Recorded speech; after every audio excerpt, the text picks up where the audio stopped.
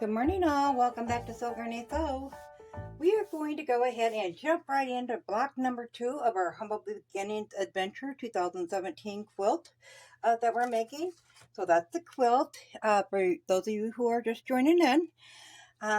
We had a few mishaps on the first block. We did get it to turn out just fine, but we may have some more mishaps because I did have to cut down the solid blocks in that one. But it does match nicely. I was concerned about the fabrics. So I got a story on that one. So I researched and researched to see if I could find any pattern corrections on this. And I could not find no pattern corrections. The place I looked at, there was only one place with pattern corrections that I could find online, and it was like Quilt Works or Quirk Works or something like that. Anyways, it didn't have it. It had a million other ones, but not this. So what I found out was Humble Beginnings.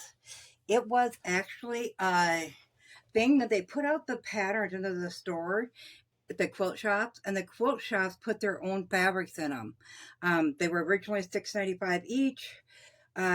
So that's the little bit I did find out about it. So that would explain why the fabrics aren't what the patterns say, in different colors and stuff.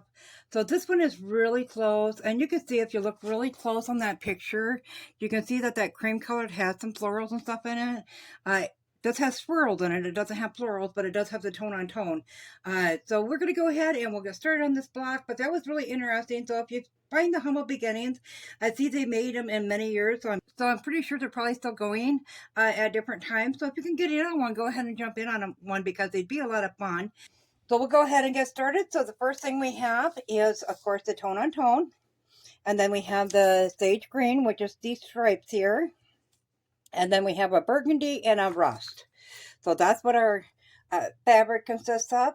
So they come in one size, and you have to cut them down into what the pattern says. As I said in the first video, I cannot give you sizes because these are not my patterns.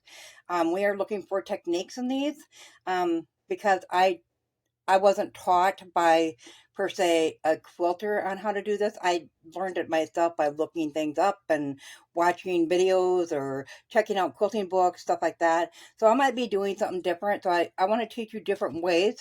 As we did in the first block, we found that, you can put them, these were all done on a half or quarter triangles actually, sewn on the bias, which I never do that, so that was interesting to see that.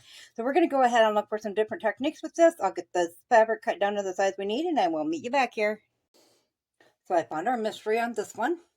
It says to cut 4 of this size and 5 of this size. We only need 4 of this size. I went through the pattern. If we need this one, I'm going to set it aside, but I'm pretty sure we will not. We did have plenty of that kind of fabric. This is what we end up having left over of that, cutting them all down to where we need, other than the scraps you'd throw away, the little tiny ones. So that would be our leftover fabric off that block. So we're going to go ahead and set these aside.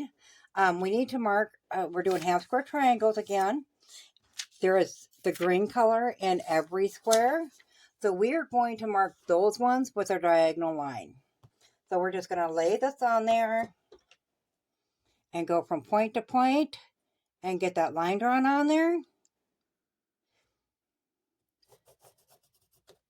And we are doing half square triangles like I've shown you before in other videos, where we're going to sew a 1/4 inch on each side of the line.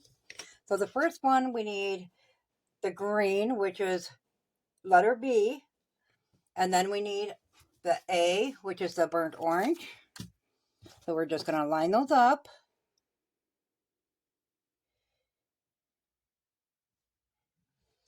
Pin those together.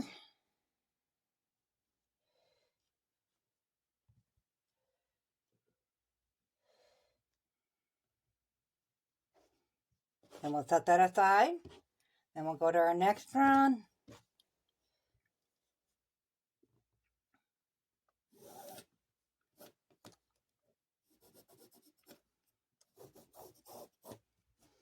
And our next one is B and C, which is the burgundy.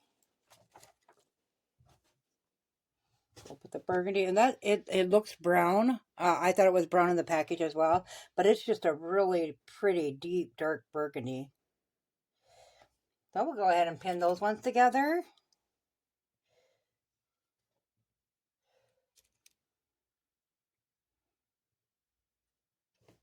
And set that one aside.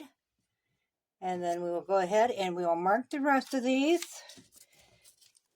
And they will all go with the cream colored ones of the larger size that we cut. So I'll go ahead and get those ones paired up and pinned together. We will bring them all to the sewing machine. And I'm just going to chain stitch them. And we're going to sew a 1/4 inch on this side of the line and a 1/4 inch on that side of the line. So I'll get that done and I'll meet you back here. We have all of our blocks sewn, our half square triangles, and as you can see, the center line is right there. It's a 1/4 inch away is one seam, and a 1/4 inch away this way is the other seam, and that's how we did all 6 of the blocks. So then we're just going to take our ruler, line that up with that line we drew on there, take our rotary cutter, and cut that in half, and we're going to do that to all of them.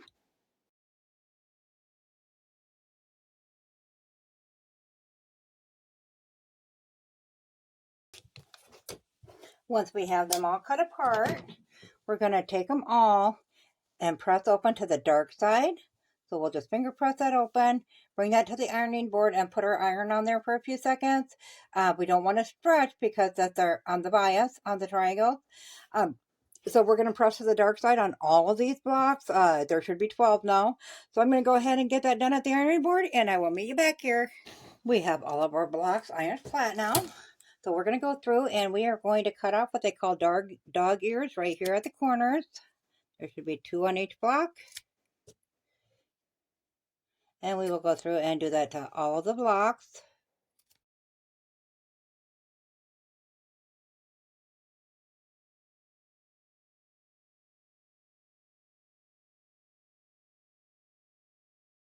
So in the directions, it goes from sewing these together, ironing them flat, and then laying it out. It says nothing about trimming them up or anything.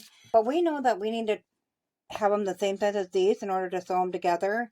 So I'm going to go ahead and get these all trimmed up to the size we need. Then we'll come back and we'll lay this out. I have all of our pieces squared up now, so they're all the same size. So we're going to go ahead and get started on laying this out. So the top, we're going to have 4 rows and 4 columns. So we start with this one here at the top. And then we go with light green and cream in reverse right there. Then we go with a solid block. That doesn't look right for some reason. Maybe it is.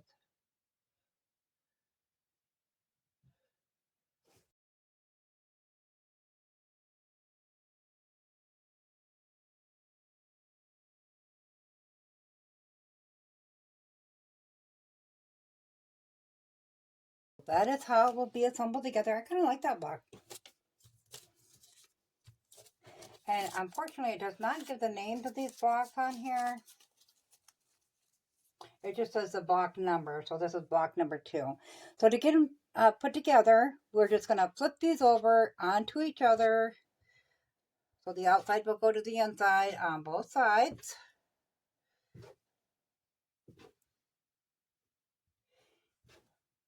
And I'm not seeing any seams to line up, so we'll just throw a quick pin in those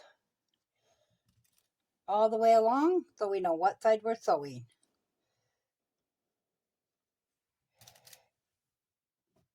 So I just throw mine in there quickly, but when you get a sewing machine, you're going to line those up like that and beat them through. I do mine in a chain stitch. So I will just beat them through one after another without breaking thread.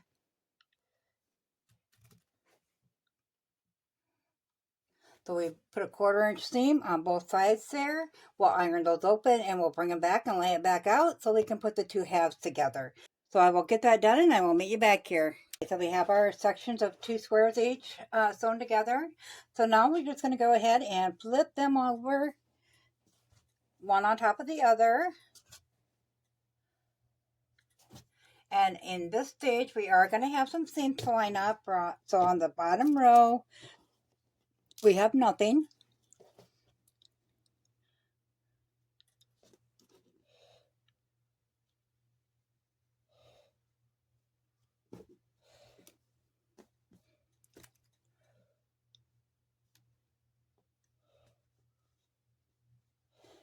On the second row, we will be lining up these here, and they will nest together. We're going to go ahead and nest those seams together.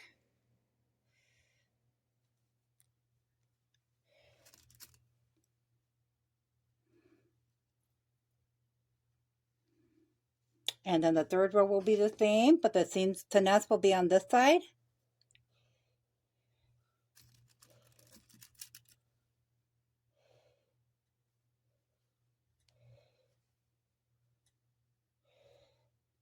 I think this would be nice and simple to make a whole quilt out of this block.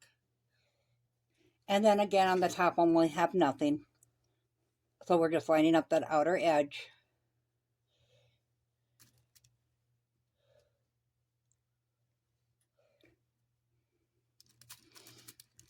So once again, I will just chain stitch them, and we will put a 1/4 inch seam on every single one of them. So I'll get that done, iron them open, and I will meet you back here. We have that step done. So now we're going to flip this over onto this. Our seams will nest. I made sure that we got them ironed in the right way. So we're just going to start nesting seams and pinning them together.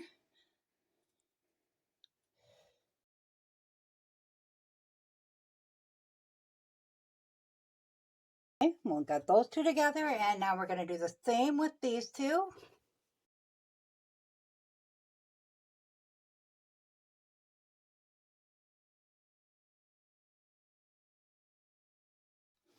Okay, so we'll take these to the sewing machine and put a 1/4 inch seam on both of those. We'll get those ironed open, and we'll come back and we'll join the two halves together. So I will meet you back here with a finished block. Okay, so we have our block all together now.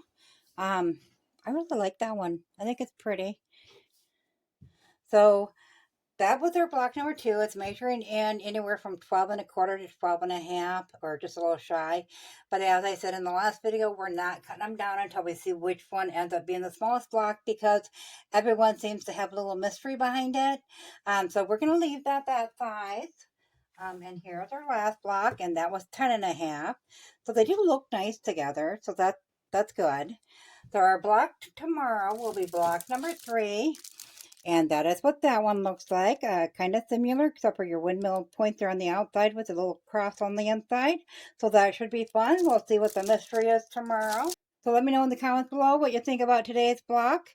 I want to make that into a whole quilt. I want to make a quilt with that one. I really like that one.